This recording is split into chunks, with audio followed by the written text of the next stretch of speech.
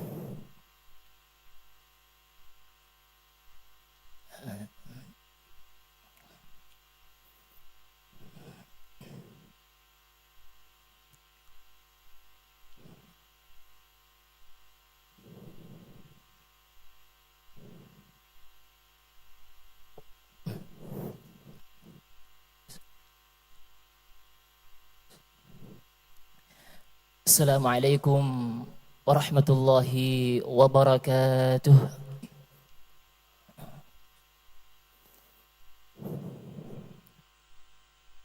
Innal hamdalillah nahmaduhu wa nasta'inuhu wa nastaghfiruh wa nastahdihi wa nashkuruh wa natubu ilayh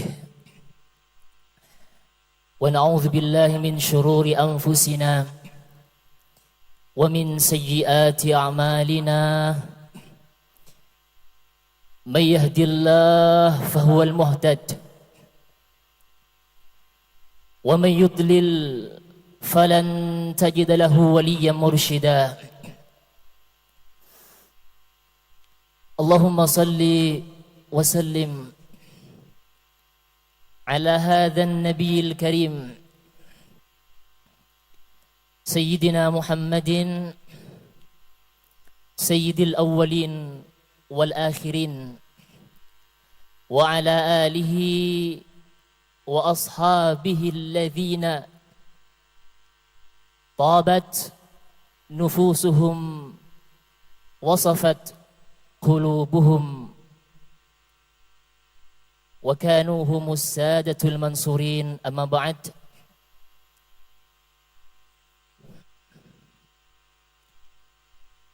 Para bapak-bapak jamaah salat subuh yang pasti diberkahi oleh Allah. Amin, Allahumma amin. Pasti diberkahi. Kata Nabi, al-barakatu li ummati fi bukuriha. Keberkahan untuk umatku, spesial keberkahan untuk umatku fi bukuriha, kata Nabi, yaitu di pagi hari. Bangun waktu pagi menuju masjid untuk menunaikan salat subuh berjamaah pasti diberkahi.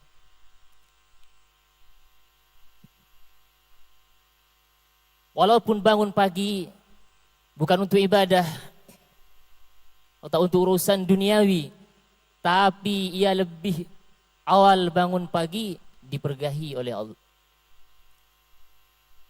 Lebih-lebih urusan akhirat. Dan yang paling ideal adalah untuk dunia, untuk akhirat itu lebih baik bangun di awal waktu di pagi hari. Pasti diberkahi oleh Allah. Mudah-mudahan kita semua termasuk orang-orang yang diberkahi hidupnya. Orang-orang yang istiqamah beribadah, istiqamah salat subuh berjamaah, istiqamah berzikir, istiqamah baca Al-Quran, istiqamah berdoa kepada Allah Subhanahu wa taala. Amin ya rabbal alamin. Sebab apa? Perlu kita syukuri. Kalau masih ada kesenangan dalam hati kita, senang hadir ke majelis, senang salat jamaah, senang baca Al-Quran, senang baca zikiran, perlu disyukuri. Itu adalah nikmat dari Allah. Karena dalam kitab Lataiful Minan yang ditulis oleh Syekh Tajuddin Ibn Athaillah Sakandari menyebutkan dalam sebuah kitabnya, zaman dulu di zaman Bani Israel ada seorang laki-laki abid, ahli ibadah. Kemudian lama-lama dari abid ia menjadi asin, ahli maksiat, bermaksiat kepada Allah. Keterangan dalam kitab tersebut, bermaksiat kepada Allah. Lalu orang tersebut yang menjadi ahli maksiat mengatakan kepada Allah, ya Allah, saya sudah bermaksiat tiap waktu kepada Engkau ya Allah, wala, dan tidak memberikan sanksi kepada aku, katanya orang ahli maksiat tersebut. Lalu apa? Lalu Allah mengirimkan salam pada laki-laki tersebut dan Allah mengatakan, aku telah menyiksa kamu, katanya, kata Allah. Wala tash'ur, dan kamu tidak merasa kalau saya sedang menyiksa kamu, katanya. Tahukah engkau, katanya Allah, bahwa saya telah menarik, bahwa saya telah mencabut halawat dzikri, manisnya berzikir kepadaku, katanya Allah. Allah telah mencabut manisnya zikir. Allah telah mencabut manisnya kepada majlis-majlis kebaikan. Waladzata munajati, dan Allah cabut nikmatnya memohon, meminta kepada Allah Subhanahu wa taala. Para jemaah sekalian, hafizakumullah. Maka sangat ironis Kalau melihat kejadian dalam kitab yang ditulis oleh Syekh Tajuddin Ibn Athaillah As-Sakandari, maka sangat ironis. Kalau dipikir-pikir, berarti iqabnya Allah, siksaannya Allah, itu ada yang mahsus, ada yang ghairu mahsus. Ada siksaan yang terasa. Oh, ini pasti disiksa oleh Allah. Dirasa, terasa. Ada siksaan yang terasa. Terasa kalau itu siksaan Allah. Tapi ada yang ghairu mahsus. Ada iqab ghairu mahsus. Ada siksaan yang tidak terasa. Wa hadza a'zam. Yang tidak terasa ini lebih parah. Kenapa? Karena ia tidak merasa kalau dirinya sedang disiksa oleh Allah. Itu lebih parah. Enggak tahu kalau dia disiksa oleh Allah. Hati-hati bagi siapa saja yang perharinya tidak ada zikir kepada Allah. Setiap harinya tidak ada bacaan Al-Quran. Kenapa? Kita tahu Al-Quran itu agung. Al-Quran itu luar biasa, petunjuk. Yang baca satu huruf diganjar, diberi pahala oleh Allah 10. Ngerti, tidak ngerti, dapat pahala. Kenapa? Karena dengan membaca sudah mendapatkan nilai ta'abbudi, ibadah kepada Allah. Cuma membaca saja dapat ibadah. Tapi ternyata kita tidak pernah terpetik, tidak pernah termotivasi untuk setiap harinya lisan ini basah dengan lantunan Al-Quran. Makanya hati-hati kalau ada orang yang mampu baca Al-Quran, setiap harinya itu tidak ada lantunan ayat Al-Quran. Hati-hati, ini termasuk iqab ghairu mahsus. Siksaan yang oleh Allah yang ia tidak merasakan kalau itu siksa, dicabut manisnya berzikir kepada Allah, manisnya bermunajat kepada Allah. Hati-hati seperti itu. Makanya kata ulama itu iqab yang lebih parah daripada yang pertama. Kalau tahap pertama merasa itu siksa, ini tidak terasa. Seperti kejadian yang telah disebutkan barusan dalam kitab Lataiful Minan. Itu bahaya sekali. Senang banyak tidak bermunajat kepada Allah, dicabut oleh Allah. Halawatal dzikri, manisnya berzikir, waladzata munajat, dan kelezatan, indahnya memohon kepada Allah, dicabut oleh Allah. Itu adalah iqab, siksaan dari Allah. Makanya mudah-mudahan kita yang istiqamah datang ke majlis, istiqamah salat jemaah, istiqamah baca Al-Quran, mudah-mudahan ditetapkan oleh Allah. Dengan apa? Cinta. Kalau sudah cinta, insya Allah kita ridho. Jadi kita jangan cuma berusaha untuk Allah ridho kepada kita, tapi kita ridho terhadap semua ketentuan Allah. Apapun kendalanya, apapun masyaqqatnya, kalau kita sudah cinta kepada Allah, maka akan rela kita untuk menjalaninya.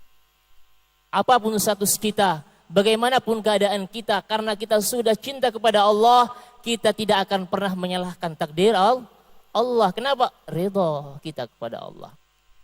Begitupun Allah, ketika Allah cinta kepada hambanya, pasti akan mendapatkan ridho Allah. Kalau sudah dapat ridhonya Allah, salatnya diterima, sedekatnya diterima, hajinya diterima, bacaan Al-Qurannya diterima. Kenapa? Allah sudah ridho kepada kita. Sama, andaikan kita punya istri, kalau kita tidak cinta sama istri kita, maka dikit-dikit kita akan marah, masakan terlalu asin, mungkin dibanting itu masakan sayur. Kenapa? Cintanya sedikit. Tapi ketika cintanya pada istrinya kuat, maka ia akan ridho. Apapun yang terjadi kepada istrinya akan terima. Masakan kurang enak, pelayanan kurang berkenan di hati kita, kita tidak akan komentar. Diam aja. Kenapa? Kita ridho. Apapun yang terjadi diterima, itu ridho. Para jemaah salat subuh rahimani wa iyyakumullah. Muqaddimah kajian kami dalam kesempatan ini adalah perbaiki, temanya perbaiki salatmu, maka Allah akan memperbaiki kualitas hidupmu. Pembahasan kita. Salat itu hukumnya wajib. Dimanapun, bagi siapapun salat hukumnya wajib. Yang sehat salat, wajib salat. Yang sakit salat, yang kaya salat, yang miskin salat. Semuanya salat.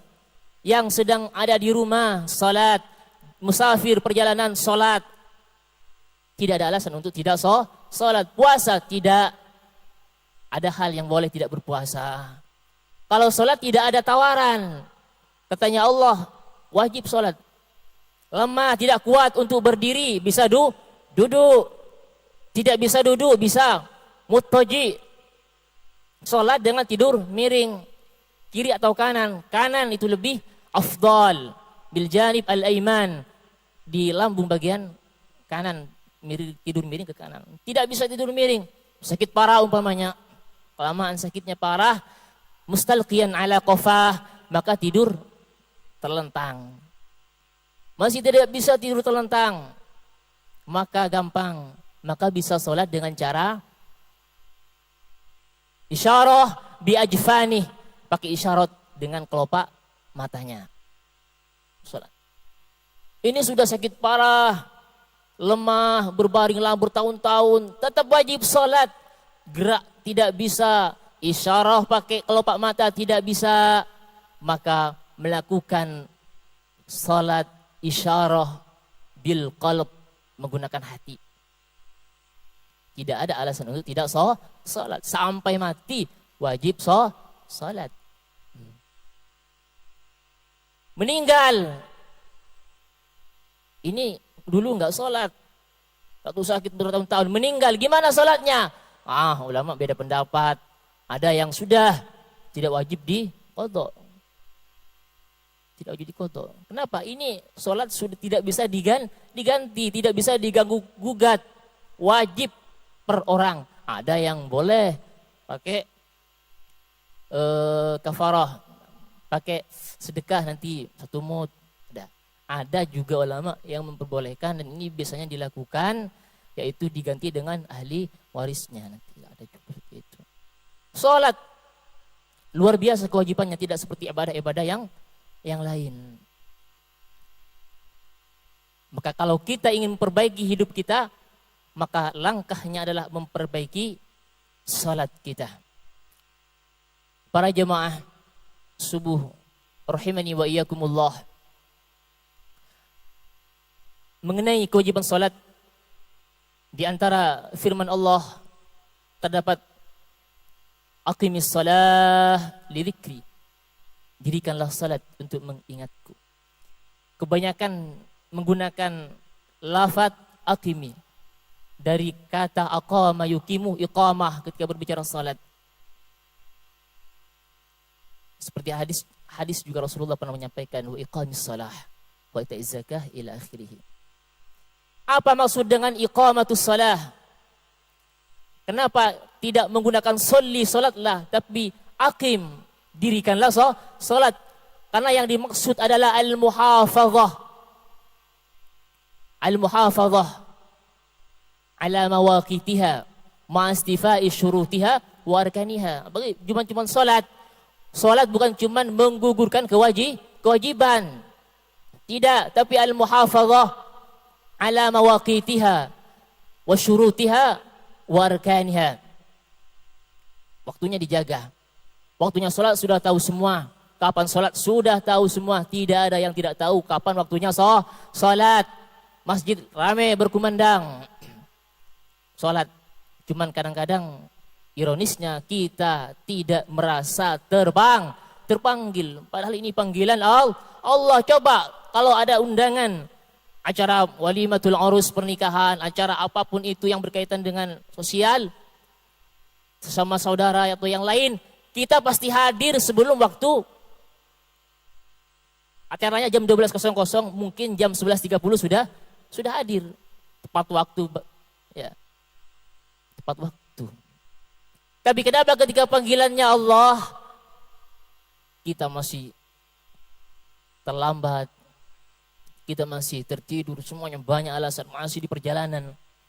Padahal meskipun dalam perjalanan berhenti, adzan salat berkumandang, berhenti di masjid, cari masjid terdekat, berhenti dulu, kita dipanggil oleh Allah.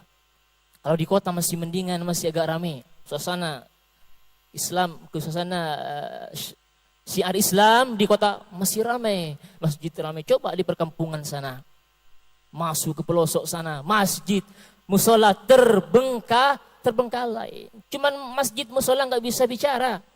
Andaikan bisa bicara, dia akan ngomong, wahai para hamba Allah, saya telah memanggilmu, di mana kalian? Katanya, dipanggil, cuman aja musola, masjid tidak bisa panggil. Apakah kalian sibuk? Semakin jauh, tidakkah tahu semakin jauh kalian mengejar-ngejar dunia, mengintai-ngintai dunia, memburu dunia, semakin jauh dan ketinggalan bekal kamu untuk akhirat. Cuman musola, masjid tidak bisa bicara kayak gitu. Umpama diandaikan seperti itu. Ironis sekali di perkampungan masjid terbengkalai, musola tenang. Kalau di perkotaan bagus, sistemnya bagus, rapi. Kemana? Memburu dunia. Iya, karena yang tampak dunia saat ini tampak nyata terlihat. Sementara akhirat cuman cerita. Sekarang ini dunia cuma tampak nyata terlihat di hadapan kita, tapi urusan akhirat cuman cerita dan cerita. Kapan? Nanti setelah waktunya. Dunia tinggal cerita, akhiratlah yang akan menjadinya nyata.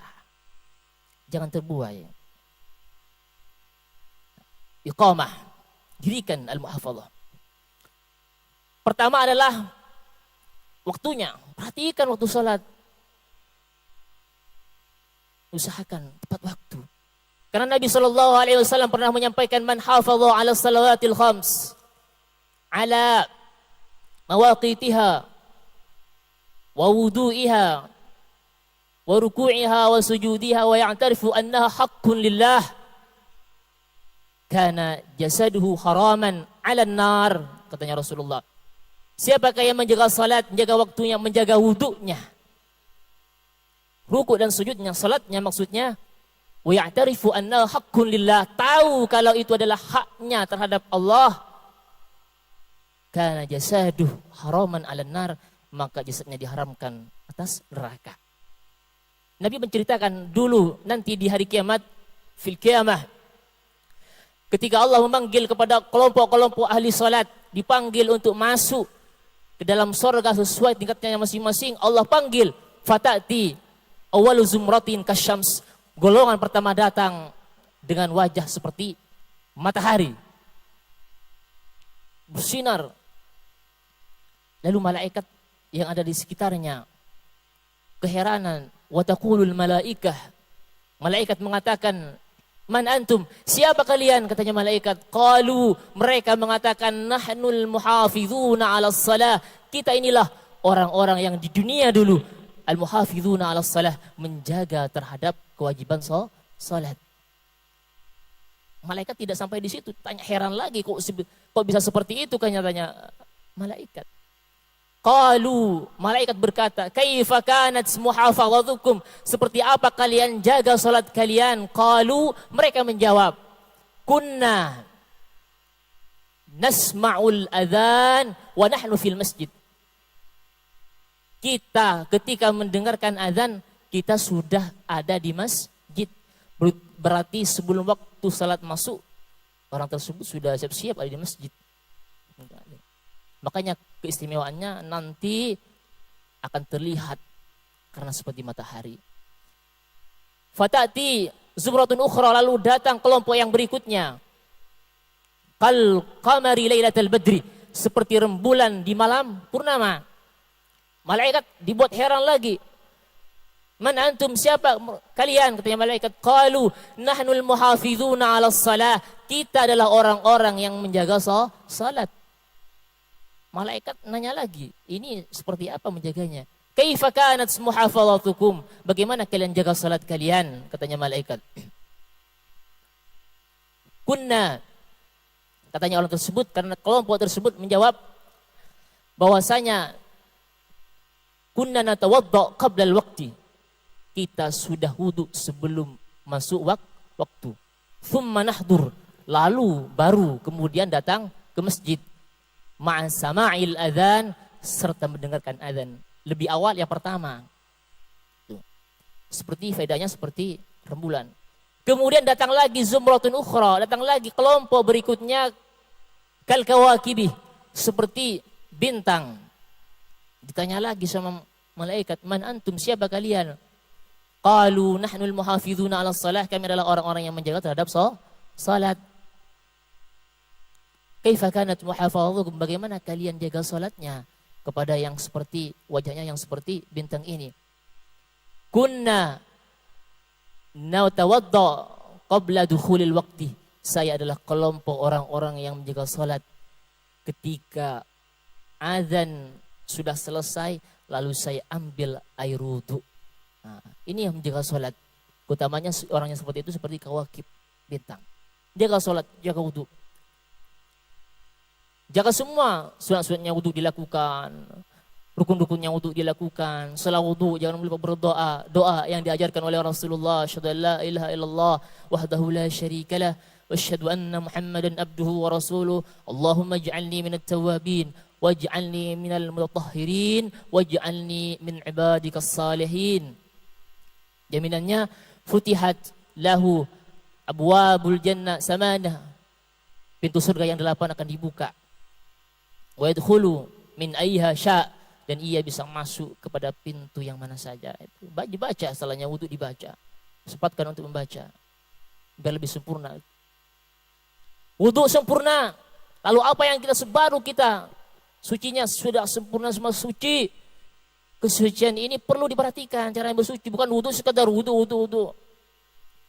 Atau nanti ada wudu airnya tidak sampai 2 kula, apa yang penting wudu. Banyak perlu kita yang kita pelajari mengenai agama ini. Karena banyak yang saya lihat cuma sekedar wudu, tidak perhatikan bagaimana sunnahnya wudu. Bagaimana cara membasuh yang benar, itu diperhatikan semua. Karena itu berpengaruh terhadap, itu adalah pekerjaan zahir kita. Wudu itu pekerjaan zahir, tapi ada pengaruh baiknya kepada hati, fi ta'thiri isyraqi nuriha fil qalb. Ada pengaruh baik terhadap kejernihan hati kita ketika di luarnya bagus, wudunya sempurna, maka nanti ada pengaruh terhadap hati kita. Para jemaah salat subuh rahimani wa iyyakumullah. Kemudian wudu sudah, lalu kita salat dijaga salatnya, dijaga rukun-rukunnya. Salat itu dari sekian rukun yang paling afdal. Kalau dalam al-mu'tamad, pendapat yang lebih unggul adalah ketika al-qiyam. Qiyam berdiri itu lebih afdal. Kenapa? Alasannya karena maudhi'u qiraatil Qur'an. Disitulah Al-Qur'an akan dibaca, dan Al-Qur'an ini adalah paling utamanya bacaan di dalam salat. Tapi sebagian ulama mengatakan rukun salat yang paling afdal itu adalah ketika sujud. Kenapa? Karena saat sujud adalah waktu paling dekat antara hamba dengan Tuhannya. Makanya katanya Nabi, fa'akthirud du'a, ketika sujud perbanyaklah untuk meminta kepada Allah. Disitulah mungkin istijabah sangat kuat karena hubungan hamba dengan Allah sangat dekat. Rukun-rukunnya disempurnakan semua. Wudu sempurna, salat sudah sempurna. Ada lagi yang lebih menyempurnakan nanti apa? Dilaksanakan dengan berjamaah. Dalam hadis sahih riwayat Bukhari Muslim kata Rasulullah, salatul jamaah afdal min salatil faddih. Salat jamaah itu lebih utama daripada salat sendirian. Bi 27 darajah, dengan 27 derajat. Lebih afdal jemaah. Kalau sendirian, kalau sudah tidak khusyuk nanti sulit untuk diterima. Kalau dengan jemaah imamnya tidak khusyuk, salatnya makmumnya tidak khusyuk, masih ada nanti di sisi softnya bagus, dapat pahala. Imamnya yang khusyuk, makmumnya enggak khusyuk, bagus, sama-sama dapat pahala. Imamnya enggak khusyuk, makmumnya khusyuk, dapat pahala, banyak pahalanya, maka dibungkitkan sekali. Apalagi kayak kita, afdal sangat didukung untuk hadir salat jamaah ke masjid untuk meraih 27 derajat, 27 derajat yang dijanjikan oleh Allah. Tuh. Sempurna wudu, sempurna salat, sempurna langsungkan dengan jamaah. Jamaah salat subuh rahimani wa iyyakumullah. Kemudian itu secara zahir salat kita perbaiki. Jadi untuk mencapai salat yang baik, kualitas salat yang baik, secara zahir kita perbaiki. Secara zahir sudah sucinya sempurna, pelaksanaannya sempurna dengan berjamaah. Kemudian yang kita sempurnakan adalah secara batin. Sempurnakan salat kita dengan secara dalam batin kita. Artinya apa? Kita harus melewati tips-tips bagaimana salat kita diterima. Satu, harus ikhlas. Tentu dalam segala amal harus ikhlas. Beramal lillahi wahdah. Beramal karena semata untuk Allah. Bukan karena untuk yang lain. Bukan riya. Tidak bisa diterima, nanti ditolak oleh Allah. Dilempar ke wajahnya oleh Allah. Enggak bisa naik ke atas. Terlempar nanti. Kenapa? Karena riya. Ingin dipuji orang, ingin dipuji istri, ingin dipuji anak, ingin dipuji tetangga, salat ke masjid. Ria, enggak dapat salat, nanti enggak dapat. Dilempar oleh Allah. Salatnya sah. Salatnya sah, tapi tidak dapat apa-apa, nanti dilempar oleh Allah. Begitupun ia tidak salat, enggak ke masjid, salat di rumah. Kenapa? Takut dibilang ria. Saya udah enggak usah ke masjid, nanti tak kirain sok rajin, tak kirain sok rajin macam-macam. Akhirnya enggak sholat ke masjid. Ini juga ria, tidak sholat ke masjid gara-gara itu. Tarkul amal li ajlin nas, ria, meninggalkan amal karena manusia. Itu ria juga, tidak bisa baca Quran. Kenapa? Enggak bisa lah enggak baca Quran. Kenapa? Sering difoto, sering masuk CCTV. Jemaah sering masuk istiqasalah, nanti saya ria katanya, dibilang ria, dibilang ini. Kalau ada seperti itu, tidak baca Quran, tidak jemaah gara-gara itu, maka juga itu ria. Tarkul amal li ajlin nas, ria, meninggalkan amal karena manusia itu ria. Ikhlas lillah. Ikhlas itu bagaimana?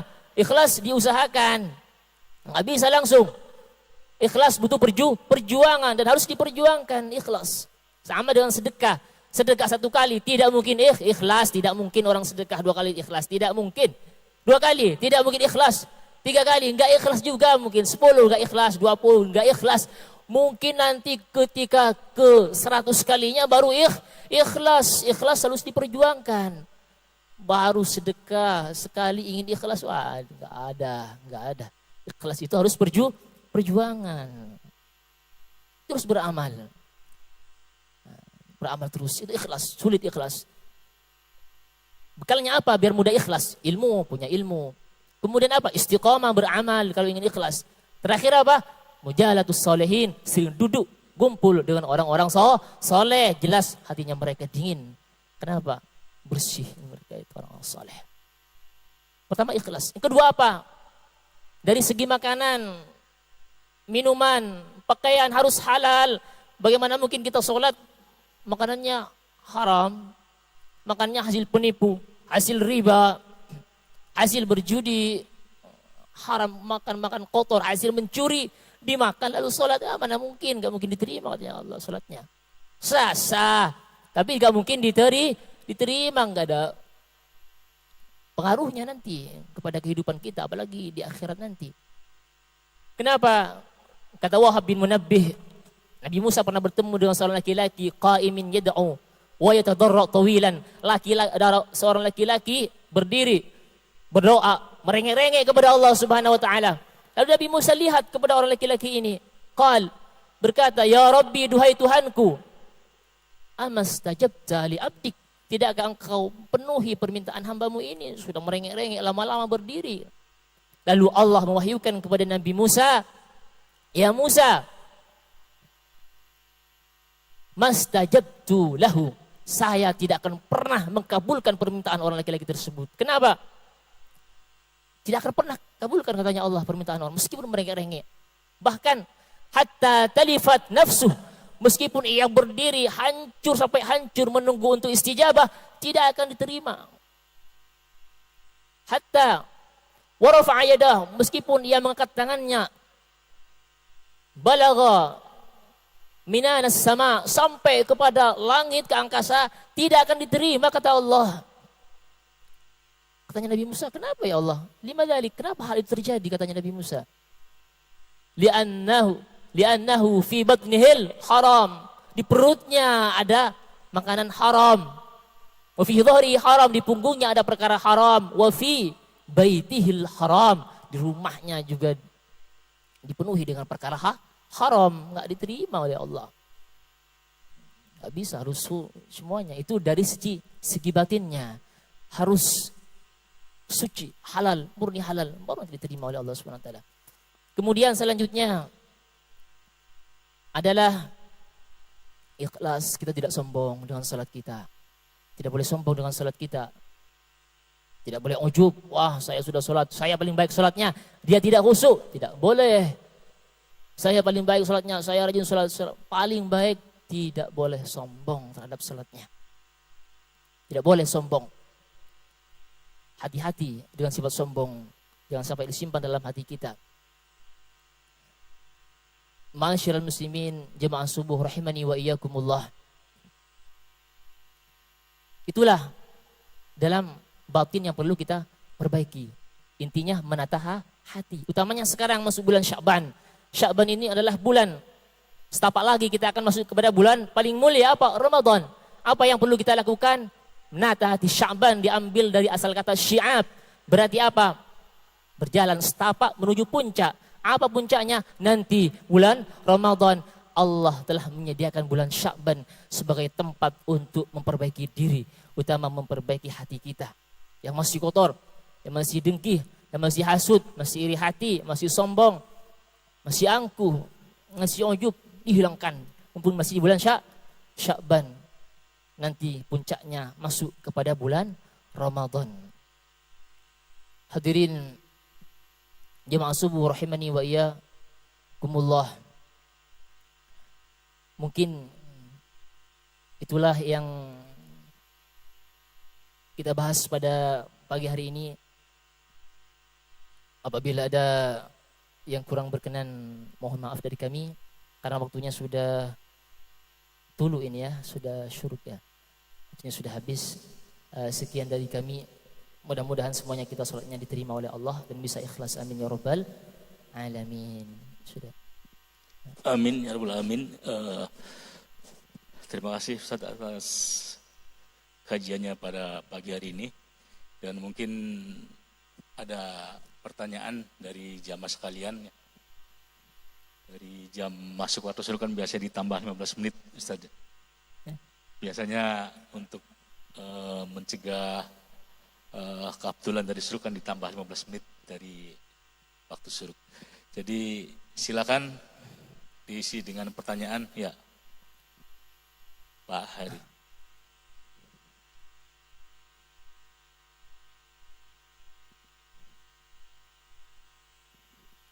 Assalamualaikum warahmatullahi wabarakatuh. Waalaikumsalam. Ini agak sedikit dengan tema Pak, di luar dari tema Pak. Setiap manusia itu selalu mendapatkan musibah. Jadi saya pengen tahu musibah itu untuk membedakan mana ujian, mana azab. Itu perbedaannya di mana? Itu aja Pak. Terima kasih Pak.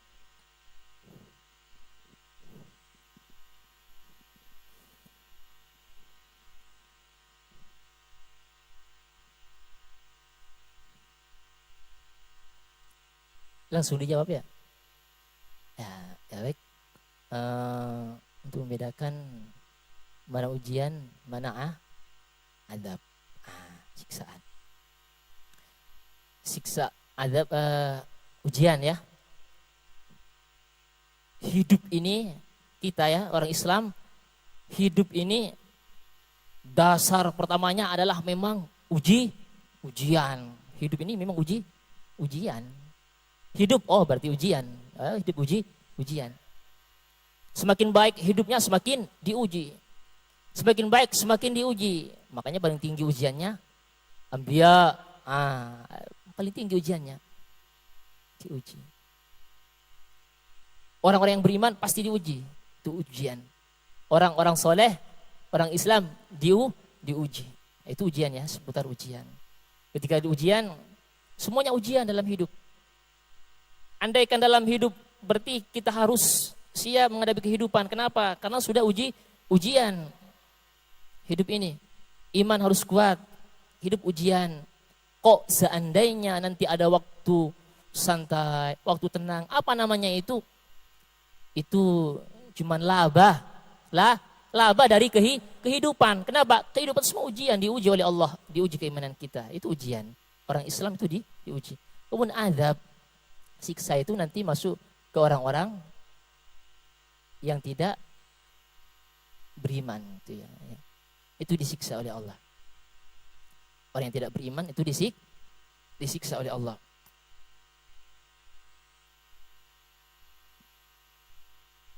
Karena mereka tidak beriman. Kalau nanti datang kepada orang Islam, Muslim, berarti namanya ujian. Itu. Bukan, oh nanti kenapa hidup saya itu. Tidak, itu ujian Allah aja. Ujian Allah. Cuman ujian Allah. Apapun ujiannya, itu ujian bukan iqab. Siksa nanti adalah, oh ini ada tsunami, itu peringatan dari Allah. Manusia ini diingatkan. Yang lalai sholat. Nanti kalau iqab itu masuk kepada orang-orang ya yang menentang kepada Allah, nanti disiksa. Ceritanya orang yang menentang oleh Allah, cerita terdahulu, semuanya disiksa, diberi siksaan, diazab oleh Allah, disiksa oleh Allah. Itu. Kalau orang Islam semuanya itu ujian. Ada musibah itu ujian. Ada musibah besar, wah bukan diazab, itu teguran kepada Allah. Itu. Mungkin sekian. Kalau ada kesenangan dalam kehidupan, apa itu? Laba dari kehidupan. Itu sudah. Mungkin cukup sekian. Masih ada pertanyaan lagi, Bapak?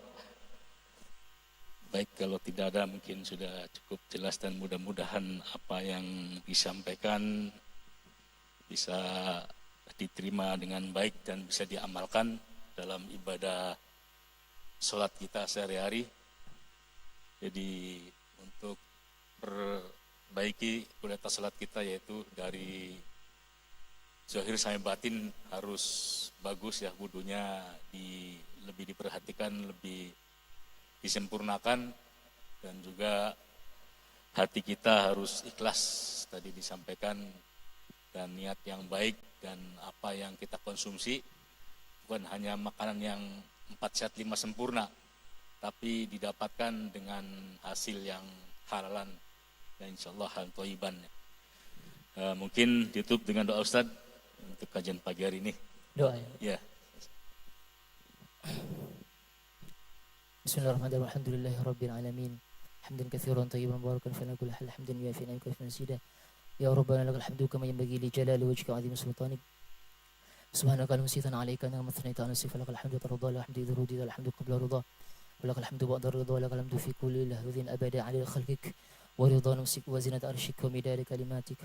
اللهم صل على سيدنا محمد صاحب البشرى صلاة تبشرنا بها وهنا ولد من شيخ وعليم وطلبة طالبتنا من يوم هذا إلى يوم الآخر اللهم جمعنا جمعا محروما وتفرقا من بعد تفرقا معصوما ولا فينا ولا معنا شقيا ولا محروما.